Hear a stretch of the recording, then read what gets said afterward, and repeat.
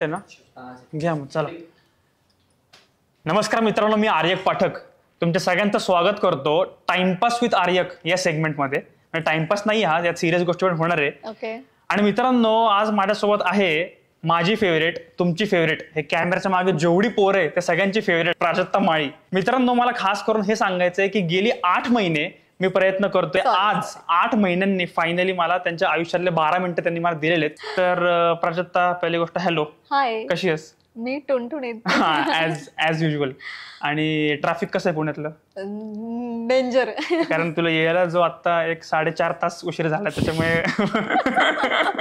तर मित्रांनो, आता सगळ्यात पहिले आपण हे बघतोय की प्राजक्ता माळी आता आपल्याला फुलवंती हा एक खूप सुंदर पिक्चर, ज्याचे खूप भारी ग्रँड पोस्टर्स, खूप ग्रँड सेट, गाणी बिणी सगळं आपल्याला दिसतंय. पद्मविभूषण बाबासाहेब पुरंदरे यांच्या कादंबरीवर आधारित हा सिनेमा आहे. अजरामर कादंबरी, अतिशय सुंदर कादंबरी आहे आणि कथा अतिशय भन्नाट आहे. एक अतिशय नावाजलेली, सर्व भारतभर कीर्ती असलेली नर्तिका आहे आणि जी पुण्यात पेशवे दरबारात मध्ये शनिवारवाड्यामध्ये परफॉर्म करायला येते दरबारी. तिथे तिला एक पंडित, म्हणजे पेशव्यांच्या दरबारी असलेला पंडित भेटतो. आणि सगळ्यात महत्त्वाचं मला सांगू इच्छिते मी की गेल्या कित्येक वर्षामध्ये एवढा भव्य दिव्य सिनेमा मराठी चित्रपटसृष्टीत आलेला नाहीये. ओके. बिग बजेट सिनेमा आहे. मराठी सिनेमा जेव्हा बिग बजेट असतो तेव्हा प्रोड्युसर म्हणून रिकव्हरीला बरोबर फार टेन्शन येतं रे. या घडीने मला लई टेन्शन आलेलं आहे. तर सगळ्यांना रिक्वेस्ट आहे की पहिल्या आठवड्यात जाऊन हा चित्रपट बघा, कारण तेव्हा प्रोड्युसरला जास्त फायदा होतो. बरोबर. रादर तेव्हाच फायदा होतो, ते तर आहे. नंतर थिएटर मालकांना फायदा होतो. पण मला मेन प्रश्न असा होता की आता हे एवढं जे आपण ग्रँड सगळं बघतोय, तर ते फिल्म सिटी मध्ये शूट केलेले सेट उभारलेत. कर्जतचा एनडी स्टुडिओ जो आहे, जो एनडी सरांनी देवदास, प्रेम रतन धन पायो, पानिपत अशा मोठमोठ्या हिंदी फिल्मसाठी त्यांनी उभारला होता. देवाच्या कृपेनं आम्हाला हिंदीचे सेट्स मराठी चित्रपटासाठी त्यांनी अवेलेबल केले. आणि कर्जत मध्ये ते हे पण एक चांगलं आहे ना, फार्म हाऊस, एक प्राजक्ता कुंज नंबर देते.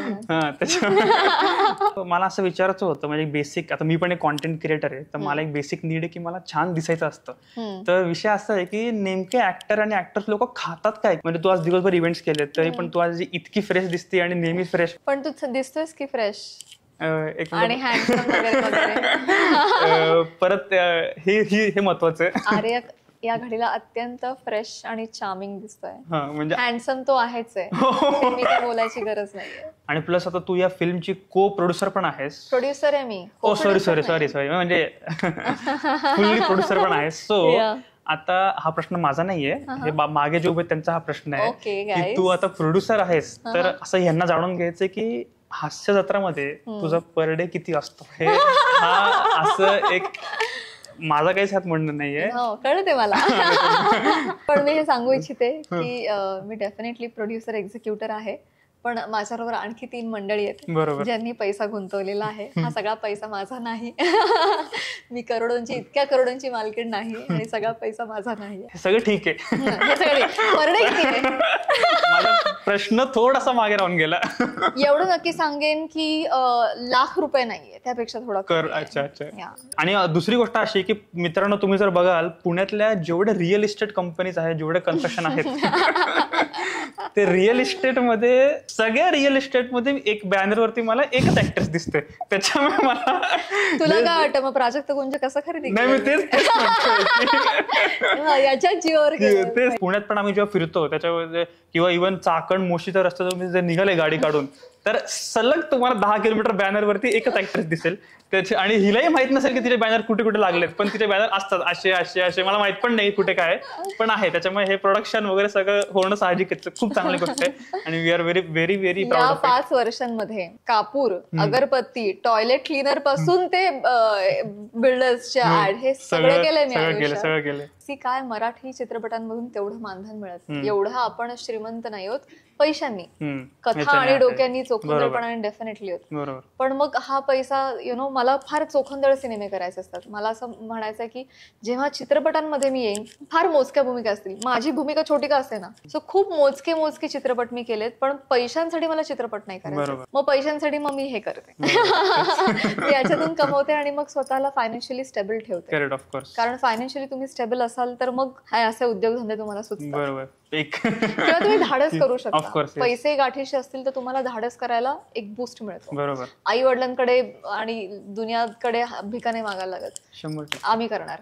अरे पण आता आई वडील पण खूप तू खुश खूप छान करतोय स्वतः. येस, हा ते तर व्हेरी आहे. हॅपी. आणि मॅम तुम्हाला मला हे पण सांगायचंय की आम्ही आता एक नाटक पण करतोय, Lovely. अथर्व सुद्धा मी लाईव्ह. क्या सो बात. शो आहे मोठा आमचा. कालच बालगंधर्व हाऊसफुल झालंय. So Lovely. आता जेव्हा मुंबईत असेल तेव्हा तुम्हाला यायचंय हे मी तुम्हाला आधीच इन्फॉर्म करेल. नक्की. माझ्याकडे तुमचा नंबर तर नाहीये पण मी वाया हा, जाऊन समोर माझी मॅनेजर होती. तर माझ्याकडे तो नंबर नाहीये मी सांगतोय पण ठीक माझी आहे. मॅनेजर पण तेच म्हणते ठीक आहे मी त्यांच्या वाया जाऊन मी तुम्हाला इन्व्हाइट करेलच 100%. Yes. फक्त आता तुम्ही कॅमेऱ्यात बघून हे बोला की मी प्रीमियरला तुला बोलवतीये.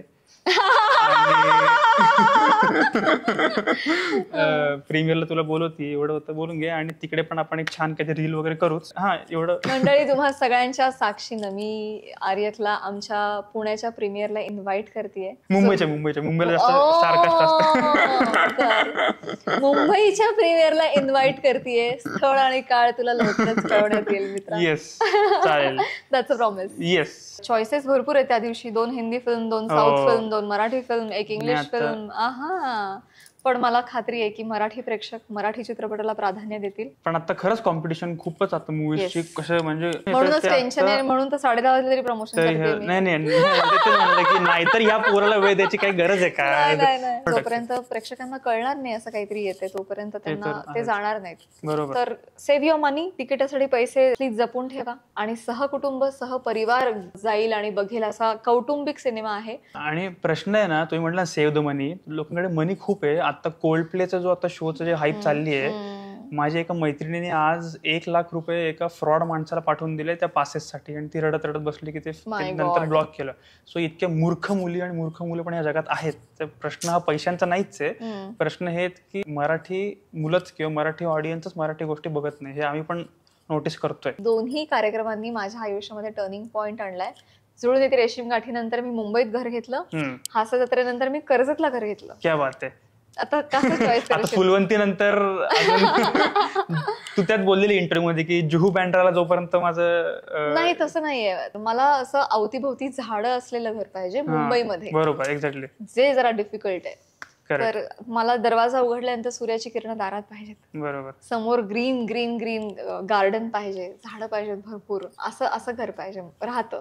वा. आता ऍक्च्युअली आम्ही जेव्हा फ्री होऊ ना तर आम्ही त्या फार्म हाऊसला व्हिजिट करायचा प्लॅन करत होतो. बरं. तर प्रीमियर बरोबर याला बुकिंग हवंय. असं हे आहे. ओके. येस. सो जास्त डिमांड नाही करत मी. नाही बिलकुल नाही. मी कुठे जास्त डिमांड. मला वाटतं एक लास्ट सांग तू पुण्यातली. आता फक्त जातं म्हणजे मला गर्लफ्रेंडला एक ते प्राजक्तराचं पण ते ज्वेलरीचं देऊन मला टाका. गर्लफ्रेंडच नाही ना. ओ तू इतका हुशार आहे. इन ऍडव्हान्स घेऊन ठेवशील की मी पटवेनच. ती आता पटण्याच्याच मार्गावर आहे. तुम्ही देऊन टाका मी देतो तिला की हे दिल्यावर ती पटेल. पण तुम्ही हे नोटीस केलं का मित्रांनो त्या ब्रँडचं नाव मी घेतलं नव्हतं अजून त्या मॅमनी बरोबर त्यात इंटिग्रेट करून घेतलं. हे जास्त महत्वाचं आहे की मी मूवीज तर बोलणं झालं, फार्म हाऊस तर बोलणं झालं पण अजून त्या ब्रँडचं बोलणं झालं नव्हतं. हा जो स्मार्टनेस आहे. सो ब्युटी विथ ब्रेन्स हा प्रकार सगळ्यांनी देवाने दिला पाहिजे असं. तू शेजारी बसलास ना. Yes. So thank you Aryak. Cut करूया. 11 ऑक्टोबर फुलवंती. येस मी तेच सांगतोय मित्रांनो. 11 ऑक्टोबरलाच नाही तर तिकडनं पुढे जितक्या दिवस तो सिनेमा थिएटरमध्ये आहे सगळ्यांना घेऊन जा. मी तेच म्हणतोय. मी आणि माझी टीम पण तिकडे असणारच आहे. आणि हेच आहे की मॅमचा पिक्चर आहे म्हटलं आता आपण यांना सगळ्यांना आता रिसेंटली टीव्ही मध्ये खूप बघतोय. सो आता बिग स्क्रीनवर आपल्याला बघायचं आहे 11 ऑक्टोबरला Phulwanti. Thank you so much. Yes thank you so much. Cut.